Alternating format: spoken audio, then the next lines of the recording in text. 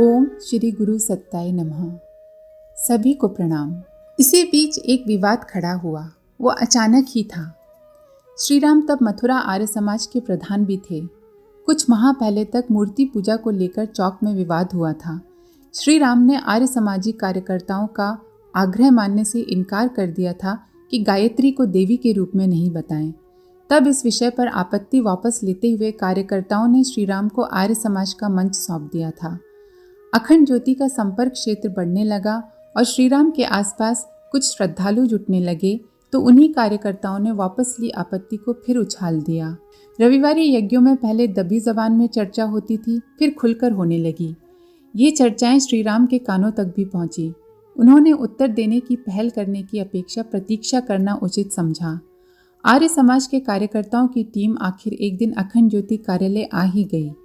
द्वारका प्रसाद नामक कार्यकर्ता के नेतृत्व में आए 4-5 आर्य समाजियों ने बिना किसी भूमिका के चर्चा छेड़ी।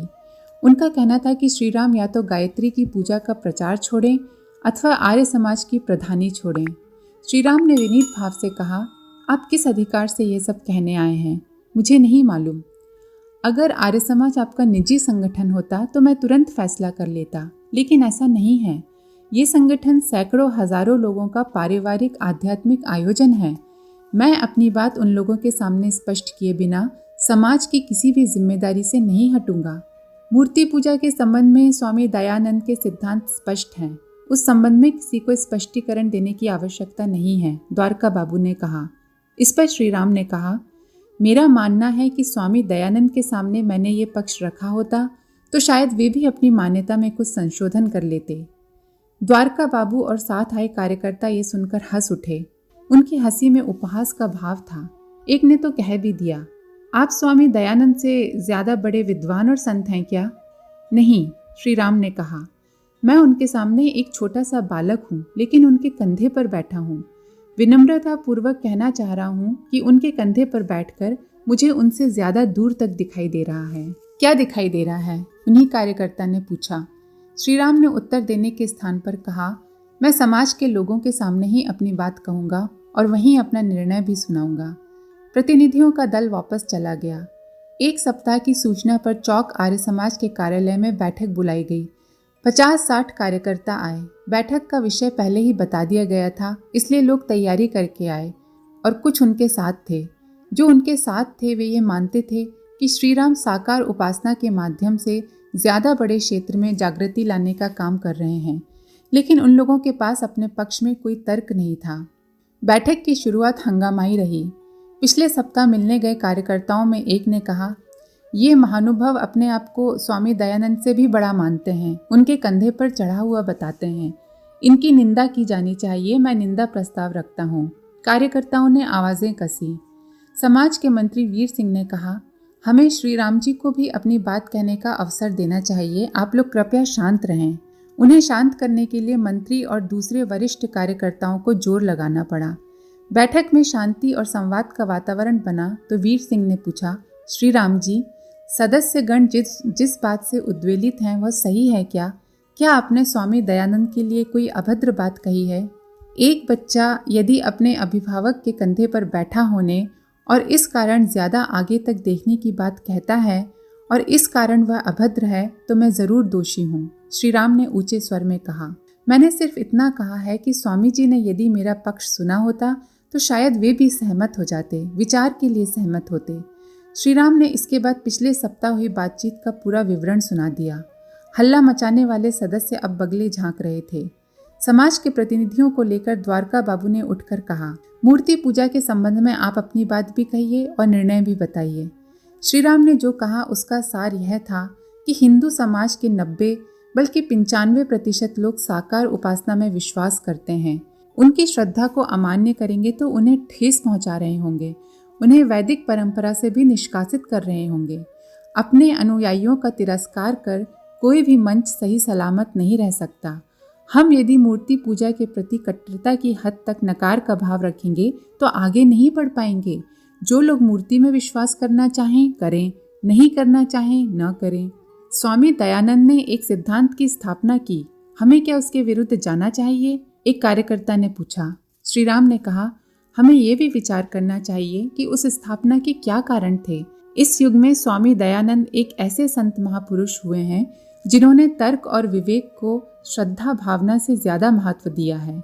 मेरा मानना है कि स्वामी जी ने मूर्ति पूजा और मंदिर के नाम पर चल रहे पाखंड, प्रवंचना और छल छद्म का विरोध किया। उनका विरोध इतना प्रखर था कि मंदिर और पूजा का धंधा कर रहे लोग, धर्मध्वजी लोग बौखला गए, वे कुतर्क करने लगे। परिणाम यह हुआ कि विचार और विवेक की गुंजाइश ही खत्म हो गई। हमारा मनीषी समाज एक अंधेरी सुरंग में भटक गया। श्री राम का कहना था कि सामान्य भाव दशा के लोगों के लिए आकार एक अच्छा माध्यम है। उसे माध्यम बनाकर लोग अपने भीतर आध्यात्मिक गुणों का विकास कर सकते हैं। उसे हटा दिया जाए तो 90-95% लोगों के लिए आत्मविकास की संभावना ही समाप्त हो जाएगी। आर्य समाज का प्रसार आज इसीलिए ठहर गया है कि सामान्य लोगों की भावनाओं को इससे दिशा नहीं मिलती। उनकी आस्था जिस बिंदु पर केंद्रित है, आर्य समाज की कार्य पद्धति या कार्यकर्ताओं का आग्रह उसे खिसकाने लगता है। आप मूर्ति पूजा को किस रूप में देखते हैं? क्या वो सचमुच ईश्वर की उपासना है? मूर्ति जगन नियंता का कहाँ तक प्रतिनिधित्व करती है? मंत्री ने श्री राम की बात पूरी होने दी और फिर पूछा। श्री राम ने उत्तर दिया, ईश्वर सर्वव्यापी है, इसलिए वह मूर्ति में भी है। मूर्ति की आराधना अपने आप ईश्वर की आराधना हो जाती है। मूर्ति इस मामले में ईश्वर का प्रबल प्रतीक है, क्योंकि वो साधक के चित्त को आधार देती है और उसी आधार पर साधक का मन एकाग्र हो सकता है।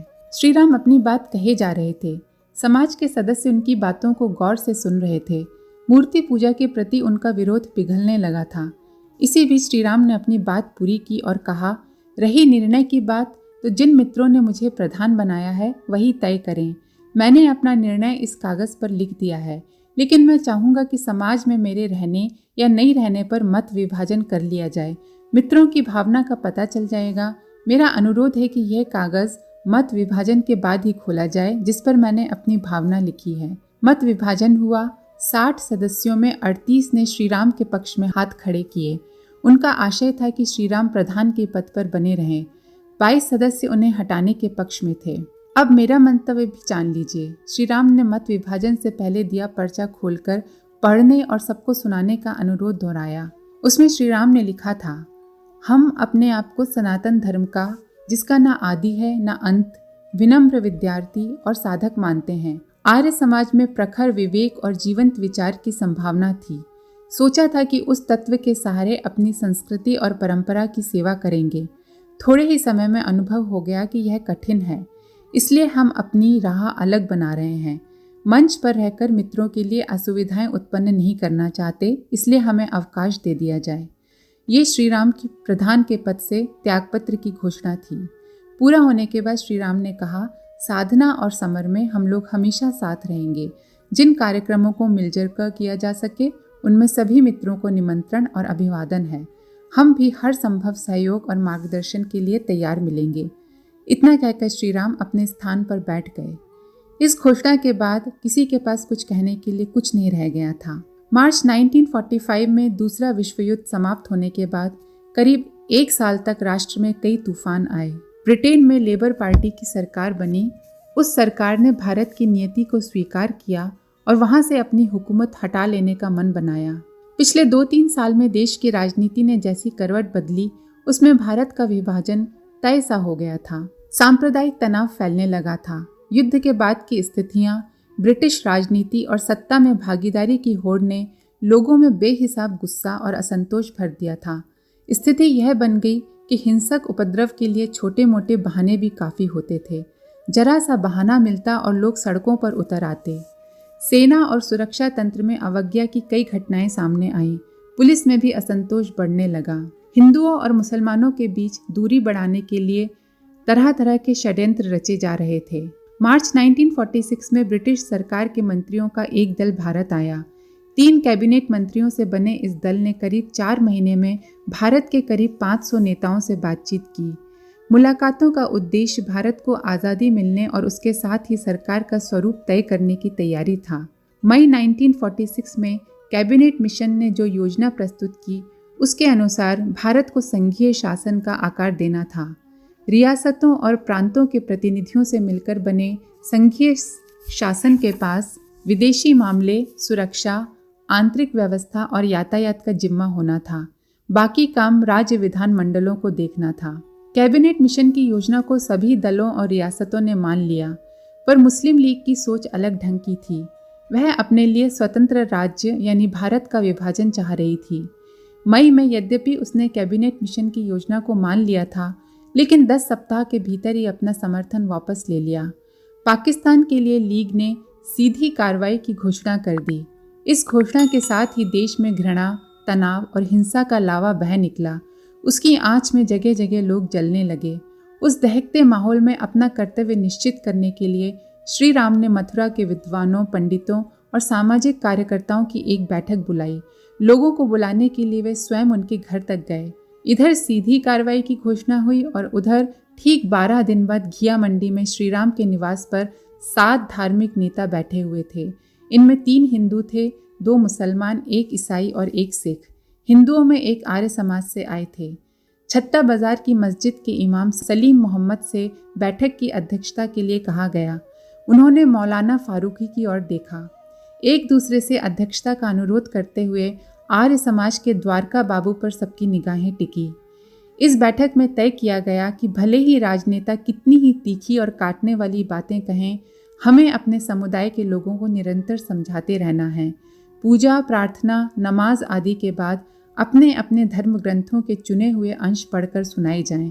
ऐसे अंश चुने जाएं जिनमें शांति, प्रेम और भाईचारे की शिक्षा दी गई हो। इसी बैठक में निश्चित किया गया कि अपने घर, दफ्तर या प्रतिष्ठान में कम से कम एक ऐसे व्यक्ति को नियुक्त किया जाए जो दूसरे धर्म का अनुयायी हो। उदाहरण के लिए हिंदू धार्मिक नेता एक मुसलमान को अपने साथ रखें और मुस्लिम नेता एक हिंदू को अपने पास रोजगार दें। आपके पास तो अब्दुल शुरू से ही काम कर रहा है, आपको अलग से कुछ नहीं करना पड़ेगा, द्वारका बाबू ने कहा। श्री राम ने कहा, हम अपनी पत्रिका में दूसरे धर्मों का परिचय और उनका संदेश छापने का निश्चय कर चुके हैं। बैठक में तीसरा महत्वपूर्ण निर्धारण यह हुआ कि बेहतर तो ये होगा कि उपद्रव हो ही नहीं, और अगर हो भी जाए तो हम में से प्रत्येक व्यक्ति बिना कोई भेदभाव किए दंगे में फंसे लोगों को बचाए। फंसा हुआ व्यक्ति दूसरे धर्म का अनुयायी हो तो उसे बचाने के लिए दंगाइयों से भी भिड़ जाएं। इससे दंगे का शिकार हो रहे लोगों का मनोबल बढ़ेगा। एक निर्णय यह भी था कि परिस्थिति और आवश्यकता के अनुसार विभिन्न समुदायों में मेल मिलाप बढ़ाने वाले काम किए जाएं। ऐसे कामों में एक दूसरे के उत्सवों में शामिल होना, एक दूसरे के धार्मिक संस्थानों की सेवा और मरम्मत करना और घरेलू कार्यक्रमों में आना जाना शामिल था। आमतौर पर लोग एक दूसरे के सुख दुख में शामिल होते ही रहे थे, पर राजनीतिक दलों द्वारा पिछले कुछ वर्षों में घोले जहर के कारण यह भागीदारी कुछ कम हुई थी। बैठक में आए धार्मिक नेताओं ने इस खिंचाव को मिटाने का संकल्प लिया और वापस लौट गए। सीधी कार्रवाई के दौरान मथुरा में भी प्रदर्शन हुए। बंगाल, बिहार और पंजाब में मारकाट शुरू हो गई। उसकी खबर आने लगी और उस कारण दूसरे शांत शहरों में भी तनाव उत्पन्न होने लगे। सीधी कार्रवाई में हुए प्रदर्शनों, सभाओं ने मथुरा को भी लील लिया। 1 साल के भीतर करीब 15 ऐसे अवसर आए जिसमें दोनों समुदाय एक दूसरे के आमने सामने थे। मथुरा जिले के स्वतंत्रता सेनानियों ने शांति सेना बनाई। इसके कार्यकर्ता सुबह प्रभात फेरी निकालते, महात्मा गांधी के आश्रम में गाई जाने वाली प्रार्थना गाते हुए गली मोहल्लों में निकलते। रघुपति राघव राजा राम की धुन मथुरा भर में गुंजा देने का श्रेय इन्हीं कार्यकर्ताओं को जाता है। श्री राम भी इन प्रभात फेरियों में शामिल होते थे। उन्होंने अखंड ज्योति के पाठकों को शांति प्रदर्शनों में सम्मिलित होने के लिए प्रेरित किया। आज के लिए इतना ही। आप सभी का धन्यवाद। ओम शांति। हमारे YouTube चैनल को सब्सक्राइब करें और बेल आइकन को दबाकर ऑल पर क्लिक करें ताकि नोटिफिकेशंस आपको मिलती रहें।